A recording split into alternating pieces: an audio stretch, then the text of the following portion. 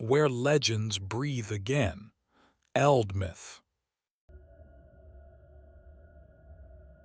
The sky darkens, not with the gentle approach of evening, but with the sudden, brooding intensity of a coming storm. A deep, resonant rumble echoes across the heavens, a sound felt in the bones before it is heard by the ears. It is the sound of a celestial forge, the voice of the storm itself. We are about to embark on a journey into the heart of this tempest, to seek the master of the thunder, the wielder of the lightning, the god of the common folk and the terror of giants. We are searching for Thor. His name is a monosyllable of raw power, a word that has echoed through the misty valleys of Scandinavia, across the frozen seas of the North Atlantic, and into the very fabric of our modern imagination. But who was he truly? Was he merely a simplistic god of brute force, a mindless smasher of foes? Or was he a far more complex figure, a divine protector whose wrath was as necessary as the rain, whose violence was the very engine of cosmic order? To understand Thor is to understand the world of the ancient Norse, a world both beautiful and brutal, where the warmth of the hearth was a precious victory against the encroaching cold, and where the strength to survive was the highest virtue. We will trace his footsteps from the earliest carved amulets to the grand halls of Asgard, from the creation myth sung by skaldic poets to the dusty pages of the Icelandic sagas. We will witness his titanic battles, explore the sacred rituals performed in his name, and uncover the profound symbolism hidden within his legendary artifacts. Prepare to step into a realm where the air crackles with ozone, where the hammer is more than a weapon, and where the god of thunder still rides the storm clouds, an eternal, formidable presence in the mythic landscape of the human soul. To comprehend the genesis of Thor's worship, we must first look to the land that forged him. The ancient Norse world was a place of stark contrasts and immense challenges. Long, dark winters were a relentless siege of cold and darkness, while the short, vibrant summers were a frantic race for survival. The sea, a vast, gray expanse, was both a highway to fortune and a watery grave. In this world, the farmer's life was a constant struggle against a capricious nature. It was into this reality that Thor was born, not as a distant, philosophical deity like Odin, but as a god of immediate, tangible power. He was the divine embodiment of the farmer's hope and the sailor's prayer. His thunder was the sound of the ice breaking in the fjords, his rain the blessing that swelled the kernels of barley in the field. The earliest mentions of Thor are not in grand epics, but in the personal and the practical. Small amulets, intricately carved from bone or silver, depicting his mighty hammer Mjolnir, have been found in graves and homesteads across the Viking world. These were not mere decorations, they were potent talismans. A farmer might kiss such an amulet before sowing his seeds, invoking Thor to hallow the land and make it fertile. A woman in childbirth would clutch one, praying for the god's strength to see her through her ordeal. He was the people's god, their steadfast defender against the unseen, chaotic forces that threatened their fragile existence. The frost giants, the trolls of the mountains, and the spirits of disease and famine. The historical and cultural context of Thor is deeply embedded in the migration period and the Viking Age, a time of expansion, exploration, and fierce cultural identity. While Odin was the god of kings, jarls, and the elite warrior class, Thor was the god of the free farmers, the Carls, who formed the backbone of Norse society. His name itself is believed to be derived from the Proto-Germanic word thunras, meaning thunder. This direct linguistic link underscores his fundamental nature. Place names across Scandinavia, such as Thorshav in Norway or Torslund in Denmark, testify to the widespread and localized nature of his worship. Temples to Thor were often simple, wooden structures, or sacred groves where the community would gather. The most detailed account of such a ritual comes from the chronicler Adam of Bremen, who, in the 11th century, described the great temple at Uppsala in Sweden. He wrote of a colossal statue of Thor, seated in a central position of honor, flanked by Odin and Frey. Every 9 years, a great festival was held, with sacrifices offered to ensure victory in war and peace in good seasons. While Adam's Christian perspective colors his description, the image is powerful, a community entrusting its collective fate to the might of the Thunderer. The symbolism of Thor is a rich tapestry. He represents more than just strength. He is the embodiment of order versus chaos. The giants he constantly battles are not just large humanoids. They are the personification of the destructive, untamable wilderness, the avalanche, the tidal wave, the eternal winter. Thor's ceaseless war against them is the cosmos's ongoing struggle to maintain its structure. The rituals dedicated to Thor were as direct and potent as the god himself. On a Thursday, Thor's Day, Thorstagr, special blessings might be invoked. Before a long sea voyage, a chieftain might pour a libation of mead over the prow of his longship, calling upon Thor to calm the waves and grant them safe passage, or to stir them into a fury against their enemies. There were also darker, more primal superstitions.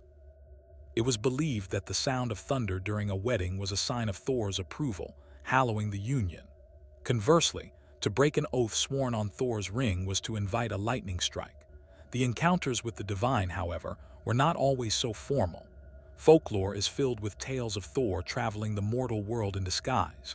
He might appear as a burly, red-bearded wanderer, his immense strength hidden beneath a simple traveler's cloak. In these stories, he tests the hospitality of humans. A family that offers him shelter and food, despite their own meager supplies, might wake to find their storehouse miraculously full or a hostile wolf turned to stone at their gate. Those who are greedy or inhospitable, however, find their wells dried up or their roofs torn away by a sudden gale. These stories served as a moral compass, teaching that strength, when coupled with generosity and righteousness, was a blessing to the community. The atmosphere during a thunderstorm was one of both fear and reverence. Inside the longhouse, children would huddle close to their parents as the thunder roared. It was not a time for terror, but for recognition. The people knew their protector was at work, riding across the sky in his chariot pulled by the twin goats Tangrisnir and Tangjoster, the very sound of the wheels echoing through the clouds. No understanding of Thor is complete without the legends of his mighty hammer Mjolnir. The story of its creation is a tale of cunning, chaos, and ultimate triumph. The dwarven brothers Brokkr and Eitri, masters of their forge, undertook the challenge. As they worked their magic over the bellows and anvil, a pesky fly, who was none other than the trickster god Loki in disguise, bit Brokkr repeatedly on the eyelid, trying to sabotage the work. Despite the stinging pain and the blood blurring his vision, Brokkr never faltered in his rhythmic pumping, feeding the fire with a relentless, roaring breath. When the hammer was finally drawn from the forge, it was a masterpiece of cosmic power, capable of leveling mountains and summoning lightning with a single throw. Yet, due to Loki's interference, the handle was crafted slightly short, a small flaw in an otherwise perfect weapon. This very imperfection made it unique, requiring two hands to wield with devastating precision. Mjolnir was not merely a weapon of destruction, it was a sacred object of consecration.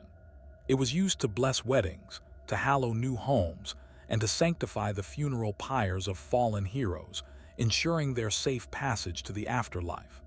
It was a symbol of protection, so potent that the sight of its shape was enough to ward off evil spirits. The hammer was, in essence, the concentrated will of Thor, an instrument of both creative blessing and destructive, righteous fury. One of the most beloved and humorous myths of Thor is the tale of his journey to the land of the giants, Utgard, accompanied by his companions Loki and the mortal servant Thialfi. It is a story that begins with bravado and ends in humbling revelation. After a night spent in a strange, hall-like structure that turns out to be the thumb of a colossal glove, they meet the giant king Utgard Loki. The king, amused by their boasts, challenges them to a series of contests. Loki boasts he can eat faster than anyone and is pitted against a giant named Logi. Loki devours the meat, but Logi consumes the meat, the bones, and even the wooden trencher itself. Loki has lost. Young Thialfi, the fastest of men, races against a giant named Hugi, but is soundly defeated 3 times. Then it is Thor's turn. The god confidently agrees to drain a drinking horn, which the giants assure him is merely a modest cup. He takes 3 tremendous gulps, straining until the veins bulge on his forehead, yet the level of the liquid has barely fallen. Enraged, he is then challenged to lift the king's cat. He grips the creature, heaves with all his divine might, and can only manage to lift one of its paws from the floor. Finally, in a fury of humiliation, he is dared to wrestle the king's old nursemaid, Ellie. To his utter shock, the harder he struggles, the more she seems to gain strength until he is finally forced to one knee. The true meaning of the contests in Utgard is revealed only as Thor and his companions depart. The giant king, Utgard-Loki, reveals himself to be a master of illusion. He explains that Loki had competed against Logi, which is Old Norse for fire, a force that consumes everything. Thialfi had raced against Hugi, whose name means thought, which is always faster than the body. The drinking horn Thor struggled with was connected to the sea itself. His 3 mighty gulps had actually created the first tides, lowering the ocean's level.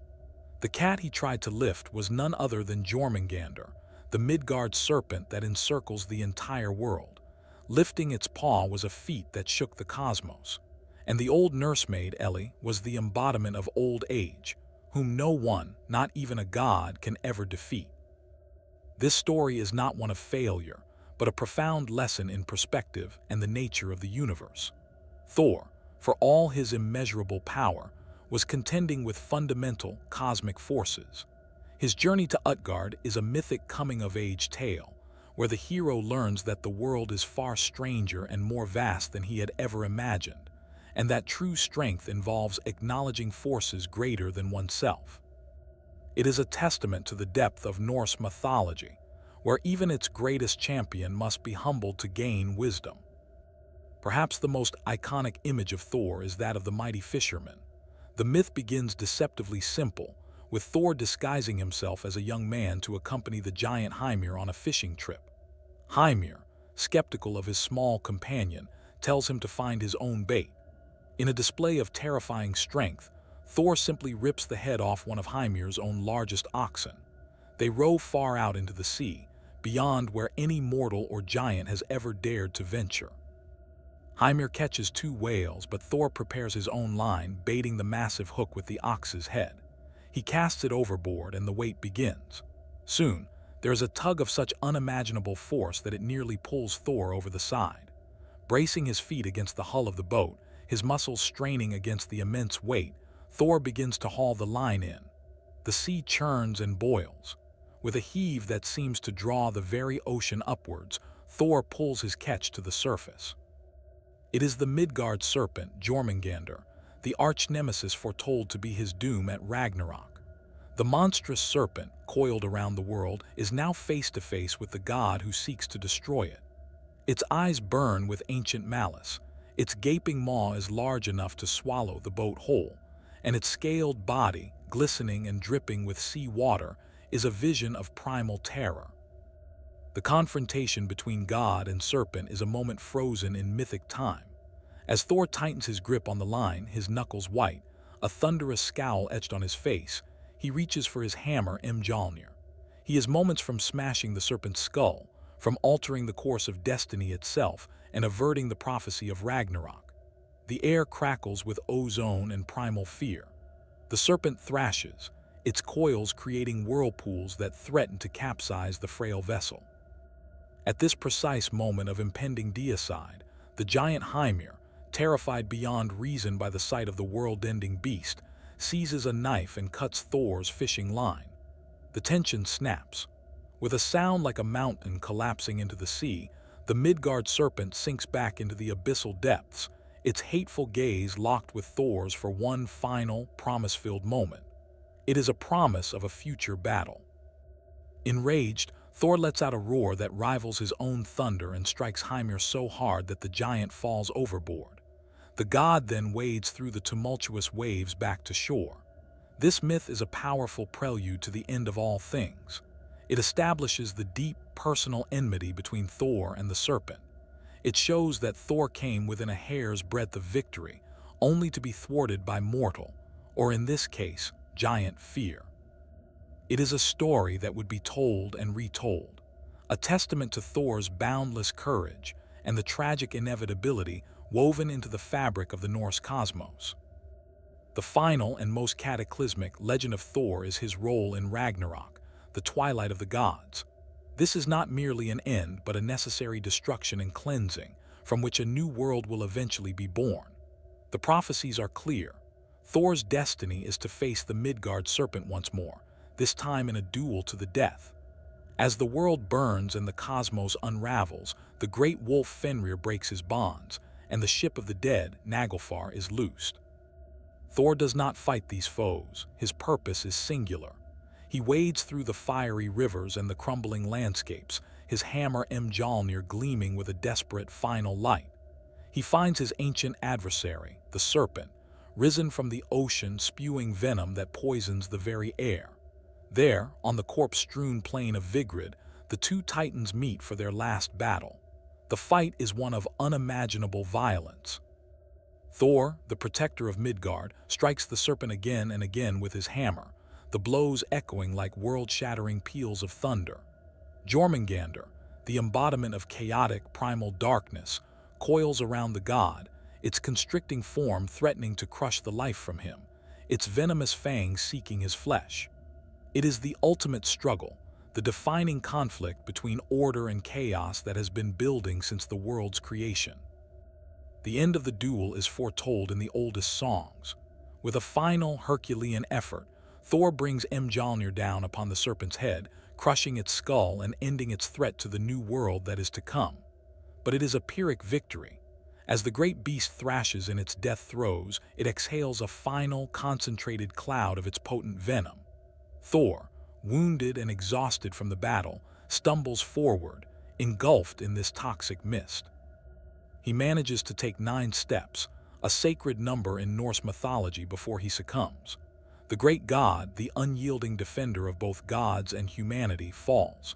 His body lies beside the carcass of his greatest enemy, a testament to the price of victory. This is the ultimate symbolism of Thor, the protector who gives his own life to ensure that order, however scarred, can one day be reborn. His death is not a defeat, but a fulfillment. He dies as he lived, facing the greatest chaos the universe could muster, and overcoming it, even at the cost of himself. In the silence that follows the cacophony of Ragnarok, his sacrifice, along with those of the other gods, clears the stage for a green, peaceful world to rise from the ashes, a world where his legacy of courage and protection becomes a foundational memory. The cultural impact of Thor did not end with the coming of Christianity to Scandinavia. Instead, he underwent a remarkable transformation, evolving from a worshipped deity into a powerful figure of folklore and legend. In remote rural areas of Norway and Sweden, well into the 19th century, farmers still referred to thunder as Thor's ride.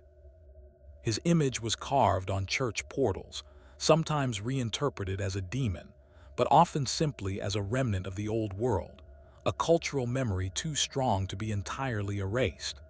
In the 18th and 19th centuries, with the rise of romantic nationalism, Thor was rediscovered and reinvented. He became a symbol of Germanic strength and virtue, an inspiration for poets, artists, and composers.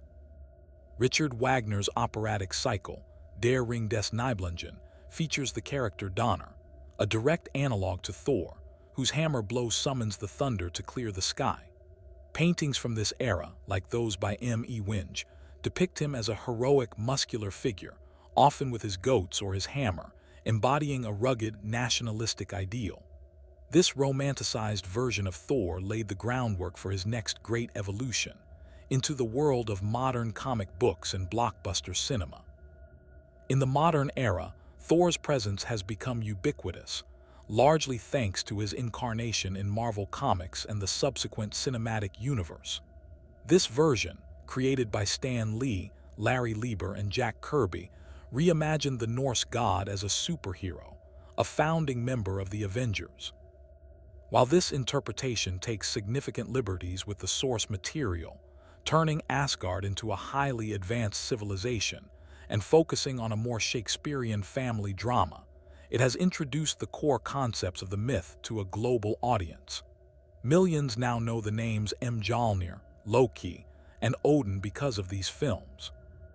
This modern Thor, while different from his mythological counterpart, still carries the essential themes: immense power burdened by responsibility, a hot temper tempered by a noble heart, and the eternal struggle to be a worthy protector. Beyond the multiplex, Thor's influence can be seen in video games, heavy metal music album art, and modern pagan movements like Asatru, where he is once again revered as a deity. His name adorns energy drinks, tools, and military equipment, a testament to the enduring association of his name with raw, unstoppable power.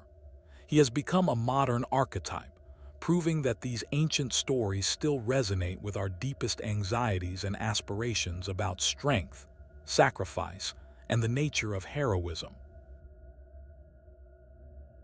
Another legend fades, but the next awaits. Like this video, subscribe and continue the journey through myths.